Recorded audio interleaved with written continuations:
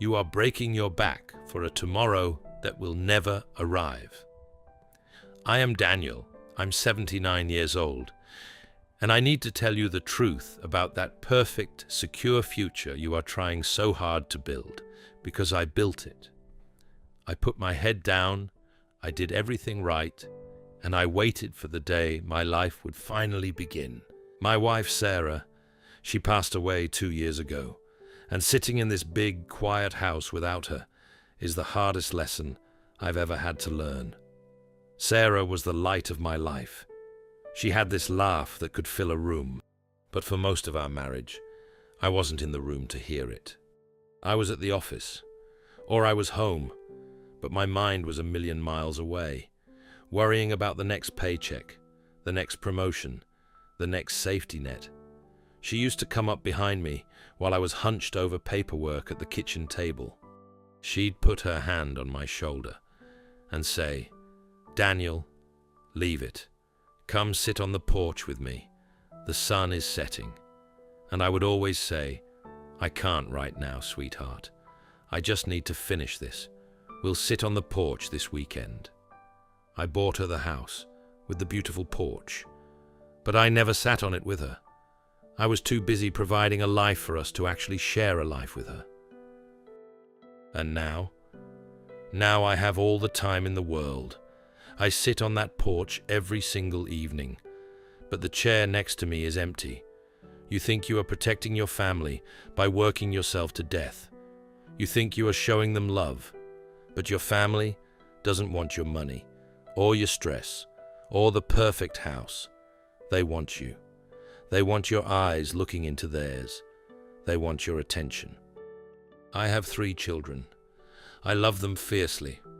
I made sure they never wanted for anything. College was paid for. Cars were bought. But when they come to visit me now, there is a distance. They respect me. They make sure I'm taken care of. But they don't really know me. Because when they were little, I was the manager of the house. I wasn't the father playing in the dirt. I traded the messy, loud, beautiful present for a clean, secure future. Now listen to me closely, because nobody is going to tell you the truth about this. Here is the secret. You do not magically learn how to live just because your mortgage is finally paid. If you put your life on hold today, it will not be there waiting for you tomorrow. Years ago, long before the corner office and the big mortgage, Sarah and I lived in France for 5 years. We didn't have a dime to our names. We lived in a drafty little apartment, and those were the best 5 years of my entire existence. I had a good friend there, a local man named Thomas. Thomas didn't care about titles or bank accounts. Every Sunday, rain or shine, he would knock on my door, and we would go fishing in the countryside. We barely caught anything. That wasn't the point. We would just sit by the water for hours, eating cheap bread, drinking cheap wine, talking about everything and nothing. I didn't have anything to prove to Thomas. I wasn't trying to climb any ladder. For those few hours by the river, I was just a man. I was just breathing. I was just alive. I felt a peace in that muddy riverbank that I never, ever found in the corporate boardrooms. Why did I ever leave that riverbank? I'll tell you why. Because society tells you that peace isn't enough. Society tells you that if you aren't grinding, if you aren't upgrading, if you aren't stressed out, you are falling behind. It's a trap. We spend our health to gain wealth, and then we spend our wealth trying to buy back our health. I am 79 years old. Most of the men I used to compete with, they are in the ground. And the ones who are still here, the ones who are miserable, they are still checking their stock portfolios every morning, still waiting to feel like they finally have enough. Listen to me. The destination is a lie. The journey is the only thing that is real. If you cannot find a way to laugh today, with the stress, with the bills, with the mess of it all. You are not going to magically laugh when the bank account is full. Stop waiting to live. Drink the good wine on a Tuesday. Leave the emails unread and go sit on the floor and play with your children. Take your partner by the hand, walk outside, and just watch the sun go down. Do not tell them, "I'll do it this weekend." Because one day, there will be no more weekends. And let me tell you something about this someday you are saving up for. You think you will finally travel the world when you hit 65. You think you will hike those mountains and walk those cobblestone streets. But you're trading your young, healthy body for a tired one. By the time I had the money to go anywhere I wanted, my knees couldn't handle the stairs. My back couldn't handle the long flights.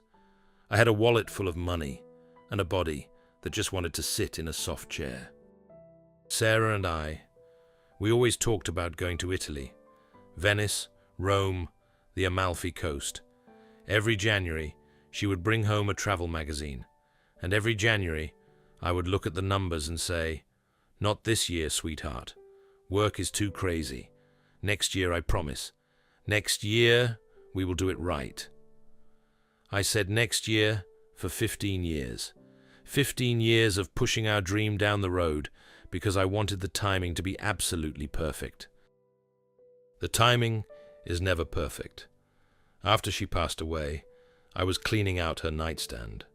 I found a whole stack of those travel magazines. She had dog-eared the pages. She had circled the little cafes she wanted us to visit.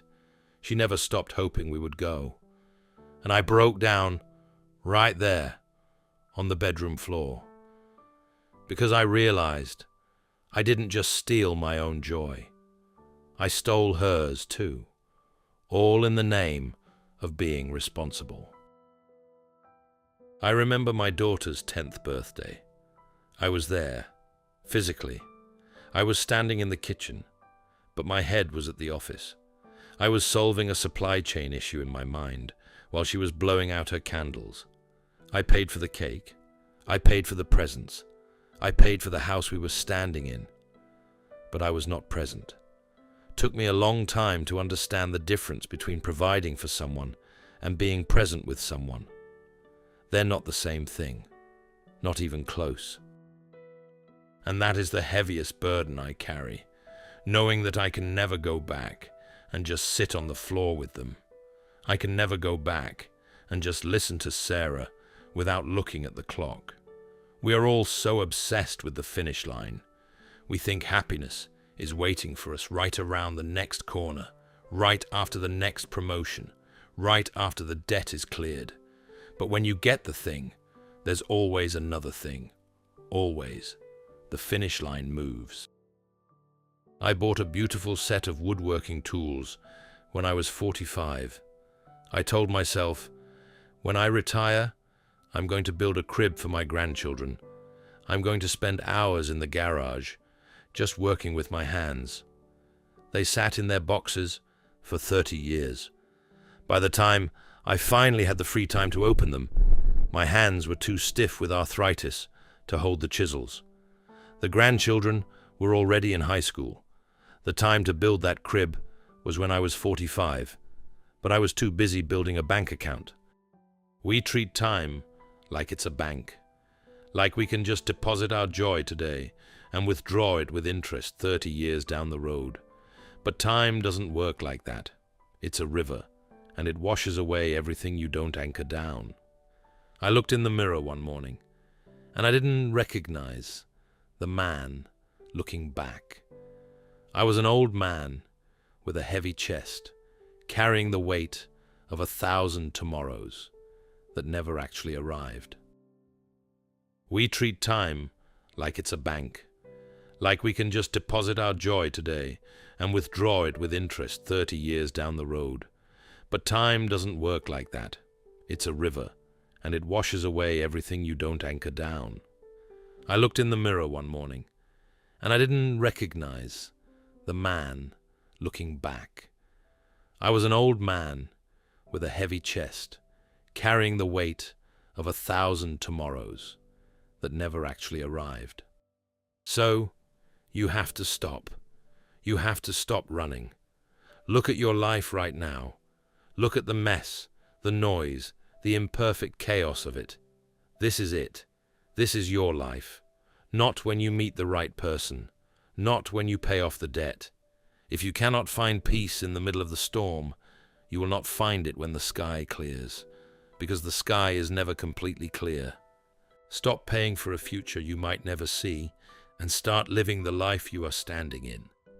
If this meant something to you, share it with somebody who's chasing something that's never going to make them whole. And tell me in the comments, what's your "I'll be happy when"? What are you waiting for?